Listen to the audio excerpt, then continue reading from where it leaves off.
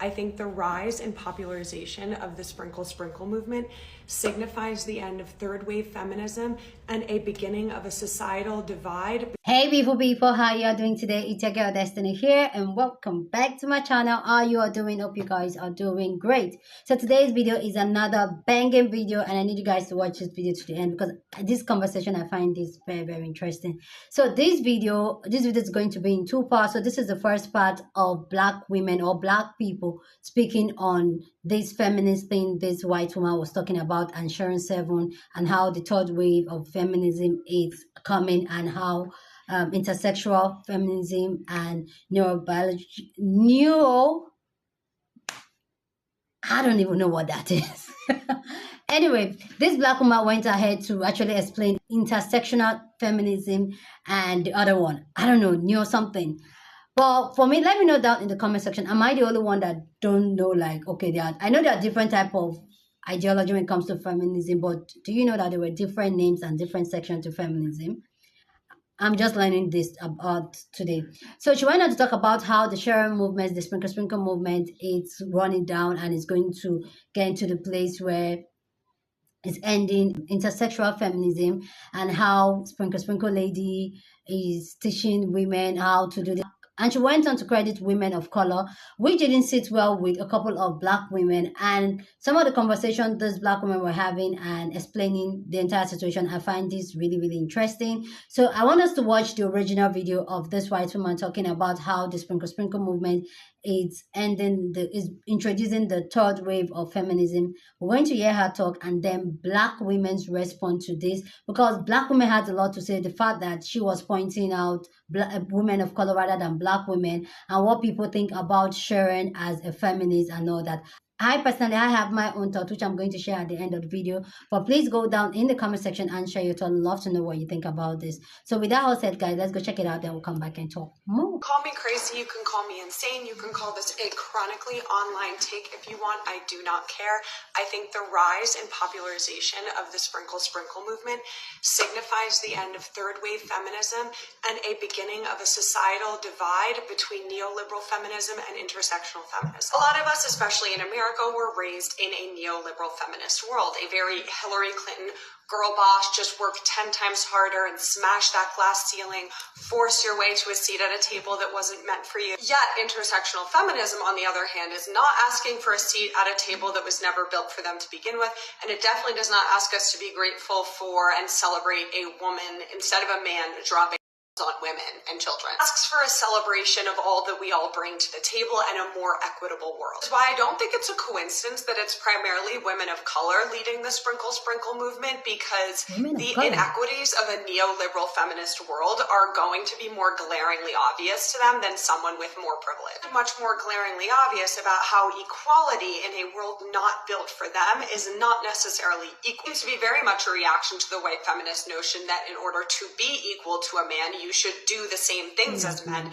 in a world built for men. Glamorized full-time working mothers, we've all grown up hearing things like you should pay half to make sure that he thinks that you don't owe him anything, instead of no man is ever entitled to any part of your body, especially not for a beer or a burger. Women, of course, have been pushing back about how unequal the wage gap is, the pink tax, the massive gap in household labor. But what hypergamous women are, I think, really pointing out is all of the even more invisible labor that goes into being a woman. But in addition to household care and child rearing labor, women are also spending 3 times more time than men getting ready for work. There is simply just the cost of hair and makeup products. Even more invisible, men in marriages are less likely to die of cardiovascular disease.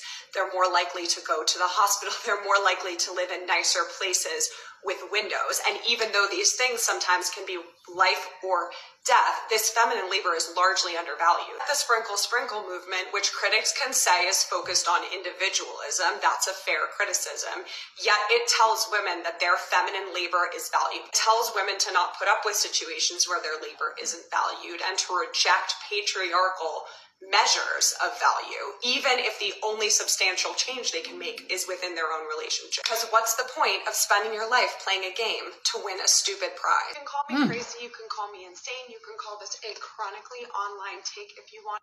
Honestly, I feel like this is a case of this is why we gatekeep, because those of us in our community knows that Shira has never said that she was a feminist. She's never postured herself as a feminist or a progressive or anything like that. It's just a hustle.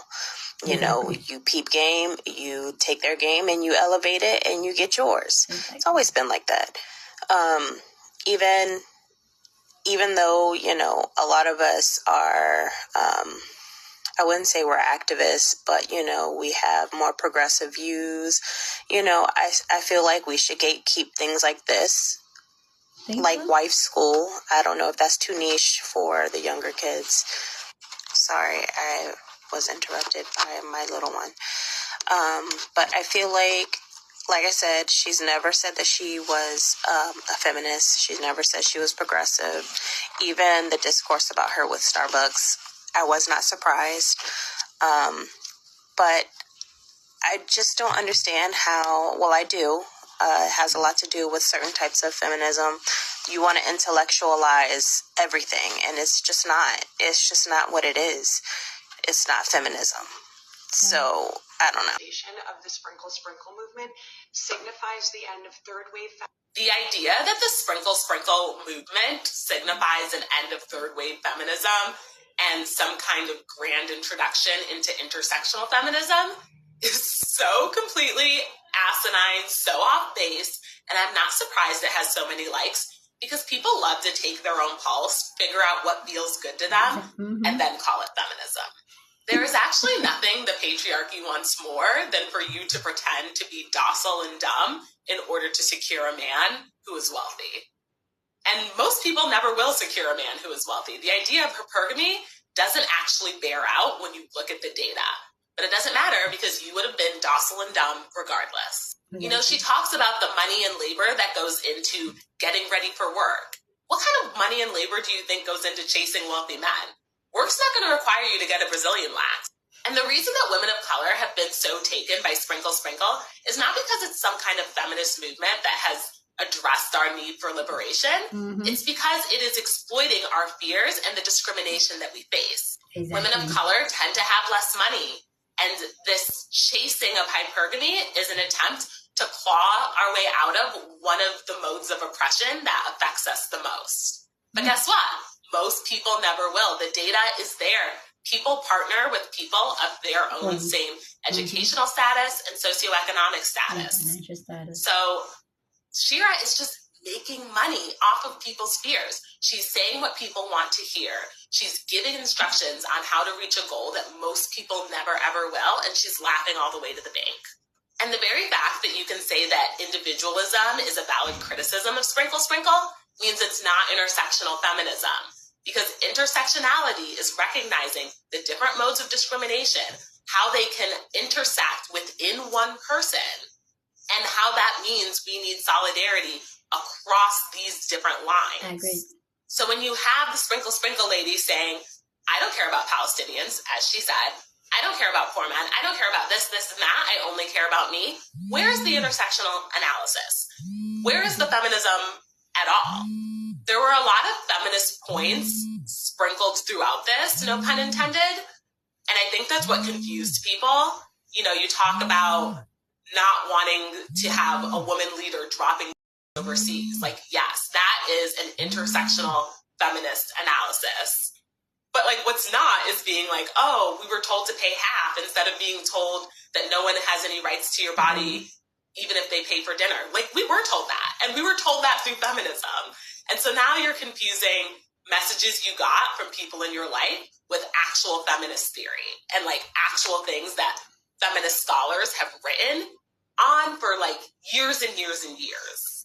I do think this came from a good but like ultimately misguided place, because I have noticed that feminists who are white women are sometimes very afraid of getting the white feminist label, right? So being associated with the kind of feminism that doesn't take into account women of color's experiences. And so they will see something that women of color are engaging in and speaking positively on.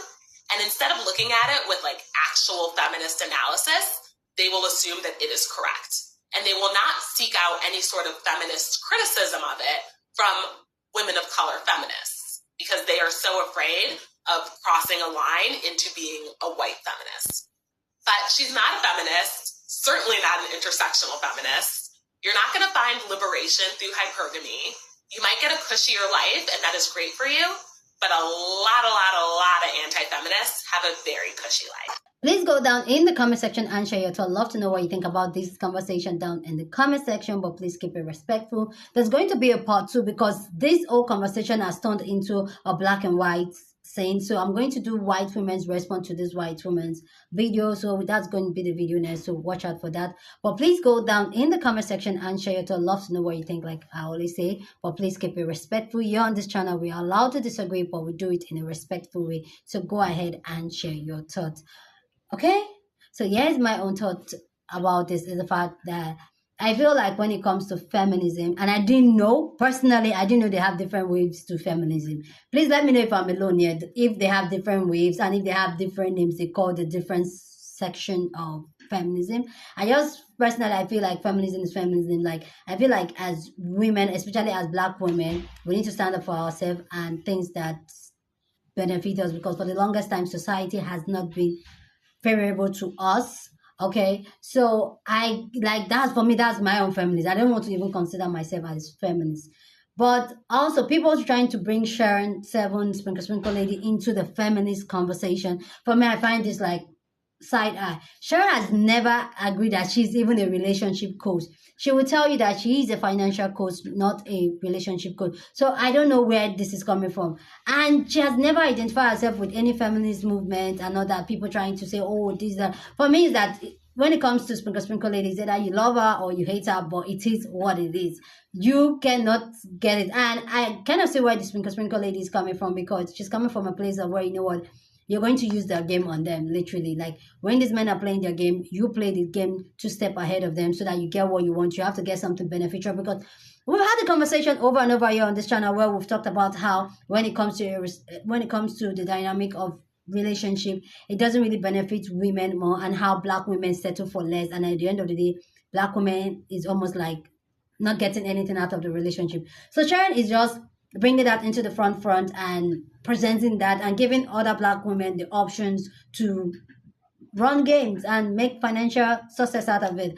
So everybody be succeed in the sprinkle word? No. Is the sprinkle word for everybody? No. Is the sprinkle word for feminists? No. So I don't understand where this woman is coming to make it seem like Sharon Seven is feminist. She's no feminist. She has never admitted to be one. She has not. No. Anyway, guys, please go down in the comment section and share your thoughts. Love to know what you think about this amazing conversation down in the comment section, but please keep it respectful.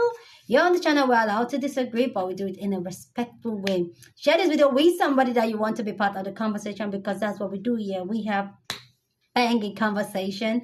And please don't forget to give this video a thumbs up, smash the like button, because this helps YouTube to push out my content for more people to see, and that will be you supporting this channel and this girl. With that said, subscribe if you haven't subscribed, and I will see you guys in my next video. And yes, yeah, guys, I look like I'm burnt, right? I've been in the sun all day. Yeah. Anyway, see you guys later. Deuces.